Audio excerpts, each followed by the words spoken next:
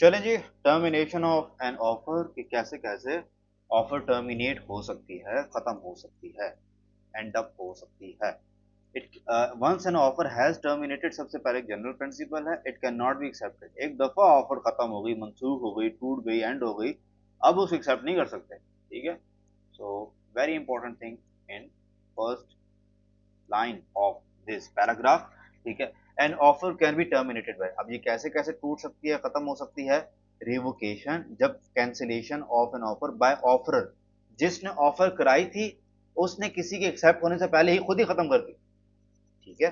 एक दुकानदार ने चीनी का एक मतलब पैकेट रखा हुआ था अपनी शॉप पे। ठीक है। अभी तक आके उसने किसी ने खरीदा नहीं था, उसके ऊपर हाथ नहीं रखा था, उसने खुद ही उठा के अपने घर के लिए यूज कर लिया। ठीक है। तो ये कैंसिलेशन बाय एन ऑफरर होती है। रिजेक्शन, जब मैंने किसी को क्या कहते हैं ऑफर कराया और उसने रिजेक्ट कर दिया। ठीक है। तो या फिर रिलैप्स के कुछ चीजें ऐसी होती हैं जो कि टाइम बाउंड होती हैं या फिर कोई कंडीशन बाउंड होती हैं। Automatic termination of contract easy time pass. ठीक है, कि इतने टाइम के लिए चीज आप ले सकते हो, वैलिड ऑफर है। जैसे कि हमने इस कोर्स को बेचना है फॉर एग्जांपल, तो हम कह सकते हैं कि लाइक यार ये एक हफ्ते की ऑफर है, 50% डिस्काउंट के ऊपर जो लेना चाहे वो ले सकता है। जैसे ही वो हफ्ता गुजरेगा, अब जिसने भी लेना है वो फुल पेमेंट पे लेगा। ठीक है। इसी तरीके से फेलियर ऑफ कंडीशन है, कोई कंडीशन थी उसके अंदर, वो किसी ने फुलफिल नहीं की। ठीक है। कि मैंने कहा था कि जो इसको लेना चाहता है वो ऑनलाइन पेमेंट करेगा, मिसाल ले लें, लेकिन उसने कैश में पेमेंट कर दी, तो नहीं भाई, ऑफर रिजेक्ट होगी। अब आप उल्टा मुझे ऑफर कराओगे कि यार मैं आपका कोर्स लेना चाहता हूँ, फलां कोर्स, आपको मैं ऑनलाइन क्या कहते हैं कैश देना चाहता हूँ, तो अब मेरी मर्जी होगी मैं उसे एक्सेप्ट करूँ या ना करूँ। मेरी ऑफर थी कि मैं आपसे ऑनलाइन लूंगा और आपने एक्सेप्ट नहीं की, तो ये लैप्स हो गया फेलियर ऑफ कंडीशन से। डेथ और मेंटल इनकैपेसिटी ऑफ ऑफर और ऑफरी। ठीक है। जिसने ऑफर कराई थी या जिसको ऑफर कराई गई थी, वो मर गया, या उसकी मेंटल इनकैपेसिटी यानी कि वो जहनी तौर पे मफलूज हो गया, मतलब पागल हो गया। तो इस कंडीशन में भी क्या कहते हैं लैप्स हो जाती है एक ऑफर, और टर्मिनेट हो जाती है अल्टीमेटली। तो ये कुछ तीन तरीके थे लैब्स के। इन चीज़ों को आपने ना अच्छे से समझना है बस। ठीक है। अच्छे से समझ लेंगे, उनको याद रखोगे ना, फिर जैसे मर्दी का एमसीक्यूज आ जाएगा ना, आपको वो नहीं हरा सकता, आपको बिल्कुल वो टर्मिनेट नहीं कर सकता। तो बिल्कुल आपने कॉन्फिडेंस के साथ इन चीज़ों को समझना है, इसलिए मैं भी आपको सिर्फ कोर स्टडी तक रख रहा हूँ। जैसे ही अब आपको अच्छे से समझ के आओगे, रिवाइज करके आओगे किड्स के ऊपर, प्रैक्टिस एरियाज के ऊपर, तो आपको सब कुछ बिल्कुल ईजी लगेगा। ठीक है। तो आपने ना मेन पहले क्या कहते हैं जिस तरीके से कुरान है उसको समझना है, और जब आप कुरान को समझ लोगे ना, फिर आपको जो है बाकी मामला जो दुनिया के हैं वो आसान लगेंगे। ठीक है। आगे बढ़ते हैं। अब एक एक करके ना टर्मिनेशन ऑफ ऑफर की जो आगे लॉज हैं, जो आगे इनके असूल हैं, आगे जो ज़ाब्ते हैं, इनको समझते हैं। रिवोकेशन, रिवोकेशन जैसे मैंने आपको इन शॉर्ट बताया कि अगर कोई ऑफर किसी के एक्सेप्ट होने से पहले ही ऑफरर ने खुद उसको कैंसिल कर दिया, तो that's revocation, that's ultimately termination of an offer. Revocation by offerer can be made at any time, किसी भी टाइम बिफोर एक्सेप्टेंस, किसी एक्सेप्ट होने से पहले पहले किसी ने एक्सेप्ट कर लिया, now he can not revoke even if the offerer has agreed to keep the offer open. चाहे किसी की ऑफर, ये बड़ा मजे का टेक्निकल पॉइंट है, इसलिए मैं इसको बोल्ड भी किया हुआ है, तो मैं दोबारा हाईलाइट करता हूँ, क्योंकि यहाँ तक तो सबको समझ आ जाता है कि किसी की एक्सेप्ट करने से पहले एक ऑफरर ऑफर को रिवोक कर सकता है। चाहे ऑफरर ने वादा किया था कि मैं तो ऑफर नहीं कैंसिल करूंगा, मैं तो इस क्या कहते हैं 50% डिस्काउंट जो है वो पूरा साल लगा रहेगा, अगर किसी ने उसको अभी तक एक्सेप्ट नहीं किया, तो ऑफर उसको कैंसिल कर सकता है, even with his promise to keep the offer open. Okay. Easy बात थी, बट क्योंकि थोड़ी सी इस बात के साथ एक कॉन्ट्रा कॉन्ट्रा बात थी, तो समझने में मुश्किल होती है बच्चों को, तो इसलिए मैंने इसको अलग से बोल्ड करके हाईलाइट करके अलग से भी समझा दिया कि चाहे ऑफर ने वादा कर दिया हो, माँ बाप की कस्में उठा ली हो कि यार मैं ऑफर ओपन ही रखता हूँ, आप आ जाओ, फिर अगर अभी तक कोई नहीं आया, किसी ने एक्सेप्ट नहीं की, it's still an offer that can be revoked. ठीक है। आगे बढ़ते हैं। फिर रेवोकेशन जो है वो कम्युनिकेट होनी चाहिए, ये नहीं कि दिल ही दिल में सोच के बैठा है यार मैं ना 2 दिन बाद इसको रिवोक कर दूंगा, इतने में कोई लेने आ गया चीज, तो कहे नहीं यार मैं तो नहीं दूंगी आपको, मैं तो रिवोक कर लूंगी। नहीं, आपने ऑफरी को एक्सेप्ट करने से पहले कम्युनिकेट भी करना है कि मैं इसको रिवोक करने लगा हूँ। I it must be brought to their actual notice, क्योंकि एक्चुअल नोटिस में ये बात आनी चाहिए। फिर कम्युनिकेट ओरल भी हो सकता है, रिटर्न भी हो सकता है, और बाय कंडक्ट भी हो सकता है। मैं जो चीनी का डब्बा है वो उठा के अपने घर ही ले जाऊँ चुप करके, किसी को ना बताऊँ ना किसी कुछ करूँ, तो वो बाय कंडक्ट हो गया। ठीक है। और मैं कम्युनिकेट भी कर सकता हूँ, ऊपर लिख भी सकता हूँ वहाँ भी रिटर्न में कि ये चीनी अब ड्राई प्रोफ नहीं है, नॉट फॉर सेल। ठीक है। या फिर मैं दो दुकानदार है क्या, मैंने चीनी लेनी, मैं उसको मुंह से भी कह सकता हूँ कि यार ये चीनी बिकने वाली नहीं है। तो ये 3 तरीके हैं कम्युनिकेशन करने के, लेकिन कम्युनिकेट आपने करना है before acceptance bye offeree. Okay हो गया। अच्छा, the revocation can be communicated bye offeree और अ रिलायबल थर्ड पार्टी। वो तो ऑब्वियसली ऑफर को तो आप जो कम्युनिकेशन है वो कर सकते हैं, और रिलायबल थर्ड पार्टी के, एक ऑफरर जो है वो कम्युनिकेशन खुद भी कर सकता है, जिसकी रिलायबल थर्ड पार्टी भी कर सकती है। Reliable third party generic word है, इसके अंदर केस टू केस डिपेंड करता है कि कौन हो सकता है। किसी का कोई एजेंट भी हो सकता है, ठीक है, कि फॉर एग्जांपल मेरी दुकान के ऊपर एक बच्चा है, वही चीनी वाली मिसाल लेके चल रहे हैं, उसी को लेके चलते हैं। तो कोई लेने आया तो मैं नहीं था दुकान के ऊपर, तो मेरे उस एजेंट ने, मेरे उस बच्चे ने, जो मतलब जो है जिसको दुकान के मैंने रखवाली के लिए रखा हुआ है इस वक्त, तो वो दुकानदार है ना, वो कह सकता है कि नहीं जी, वो बाबा ने मना किया हुआ है, ये चीज़ नहीं देनी। तो ठीक है भाई, नहीं लेनी आपने, उसके बेटे ने कह दिया, तो एक रिलायबल थर्ड पार्टी है, ठीक है। तो रिवोकेशन मैं भी कर सकता हूँ, या मेरा कोई रिलायबल थर्ड पार्टी भी कर सकता है। क्लियर हो गया। आगे बढ़ते हैं। लेकिन रेवोकेशन के इन अबव असूल से कुछ एक्सेप्शन है, दो एक्सेप्शन हैं। If the offeree pays the offerer to keep the offer open, any revocation will amount to the breach of that collateral contract। Collateral होता है बाहमी कॉन्ट्रैक्ट, ठीक है, दो बंदों का या दो से ज्यादा बंदों का आपस में कॉन्ट्रैक्ट। इसी चीनी वाली मिसाल को, बड़ी फिट मिसाल मैंने जहन से निकाली है, इसी को लेके आगे चलते हैं। कि भाई दुकानदार को एक बंदे ने जाते जाते कहा है, मैं चीनी अभी तो नहीं लेके जा रहा, लेकिन आप ये 10 रुपए ले लो, ठीक है, 100 रुपए की चीनी है ये, तो मैं ना आपको आके शाम को ले लूंगा जब मैं घर जाऊंगा, अभी मैं कहाँ उठाता फिरूंगा, सुबह का टाइम है, ठीक है। और अगर वो शाम को आता है और उसमें उसे कहता हूँ नहीं यार मैं तो रिवोक कर दिया, नहीं भाई अब उसको देने पड़ेंगे। अगर ऑफरी ने पे कर दिया है ऑफर को कुछ भी, for the offer that was even open, तो any revocation will be amount to breach of the collateral contract। दोनों का आपस में एग्रीमेंट था, एक ने पैसे दिए हैं कि तुमने चीनी आगे नहीं बेचनी, और एक ने पैसे लिए हैं कि मैं आगे नहीं बेचूंगा। अब अगर मैं रिवोक करता हूं तो that will be the breach of contract.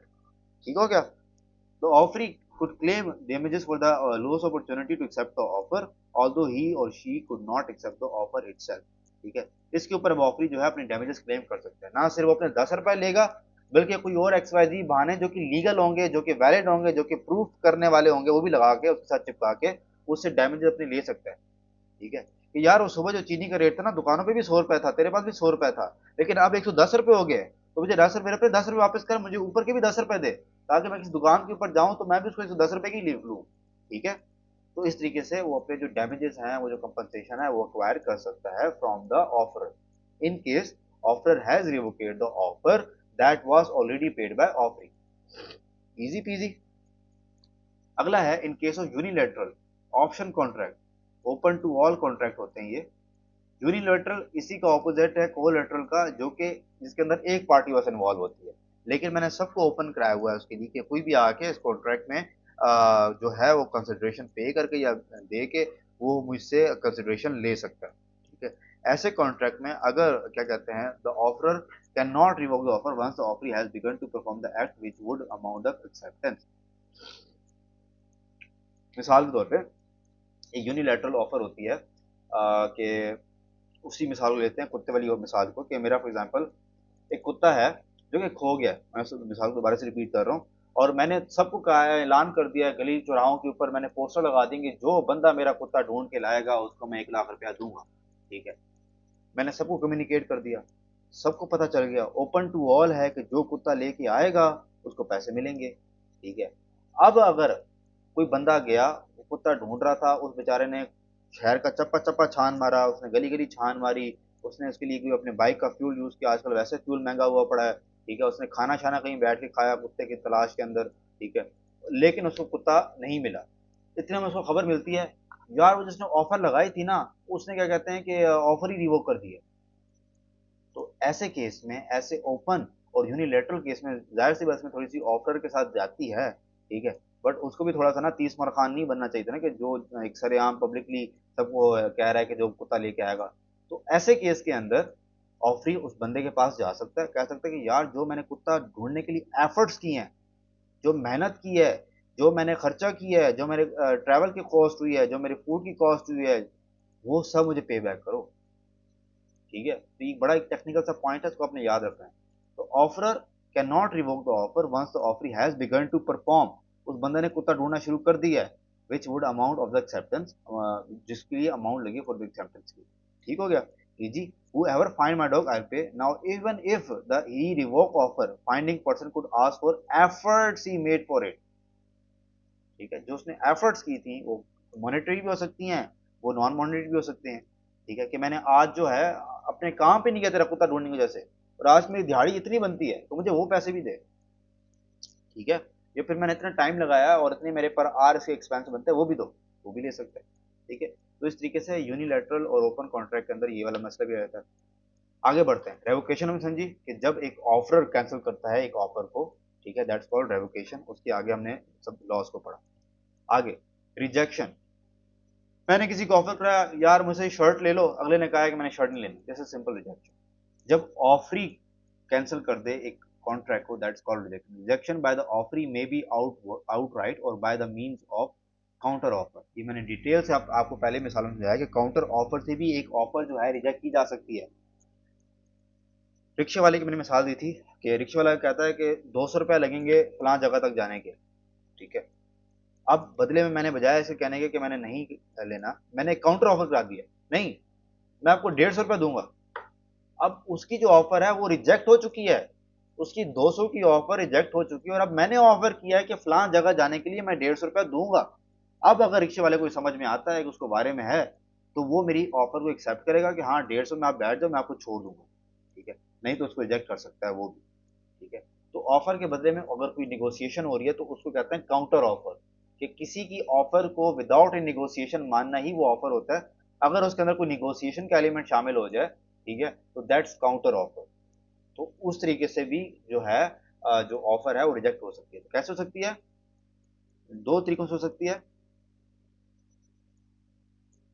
Red highlighter कहां से आ गया, red pen. Number one, outright, कि उसने कह दिया है, कम्युनिकेट कर दिया, नो, गूंगा है तो लिख के दे दिया है। या फिर बाय कंडक्ट भी कर सकता है कि वो आगे चला गया है, शर्ट लेने वाली शॉप से आगे चला गया है, या रिक्शे वाले से आगे चला गया, नहीं यार, ठीक है, कहा कुछ भी नहीं उसने। तो आउटराइट वो कम्युनिकेट करके भी इसको कह सकता है कि नहीं लेना, या फिर काउंटर ऑफर से भी ये टूट सकती है। इसलिए मैं इसको लिख रहा हूँ यहाँ पे कि काउंटर ऑफर, छोटा सा ऑफर जो है, छोटा सा लफ्ज आ रहा है, लेकिन आप इसको भूलना नहीं कि किसी मिसाल के अंदर कोई काउंटर ऑफर कर रहा है तो ओरिजिनल जो ऑफर है वो रिजेक्ट हो चुकी है। अब काउंटर ऑफर हुई है, अगला इसको माने या ना माने वो उस पर मर्जी है। आगे बढ़ते हैं। A counter offer is an offer made in response to offer. ठीक हो गया, इसने एक्सप्लेन भी कर दिया। Note that a mere request for the further detail does not constitute a counter offer. अगर इसने कोई फर्दर डिटेल मांग लिया ना तो वो फिर काउंटर ऑफर नहीं है।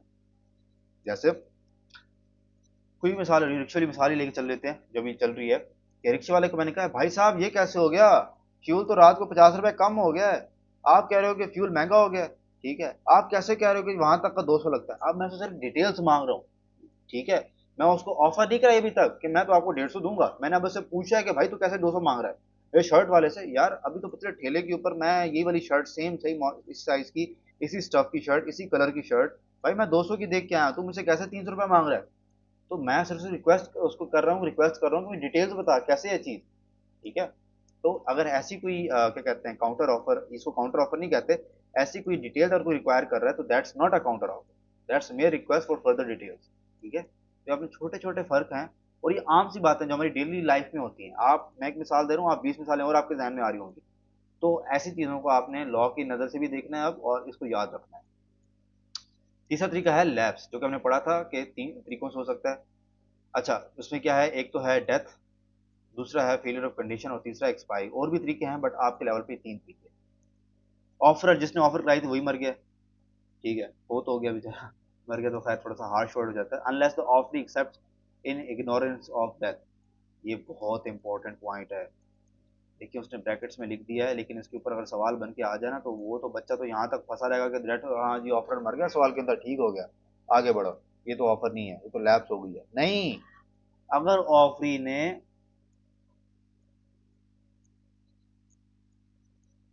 एक्सेप्ट कर ली offer in ignorance of the death, उसको नहीं पता था कि अगला मर गया, ठीक है, उसने एक्सेप्ट कर ली, तो अब वो क्लेम कर सकता है डैमेजेस, अपनी कंपनसेशन मांग सकता है, इवन वो चीज भी मांग सकता है जिसके लिए ऑफर उसने की थी और उसने एक्सेप्ट किया आगे। ठीक है, एक घर की मिसाल ले लेते हैं भाई।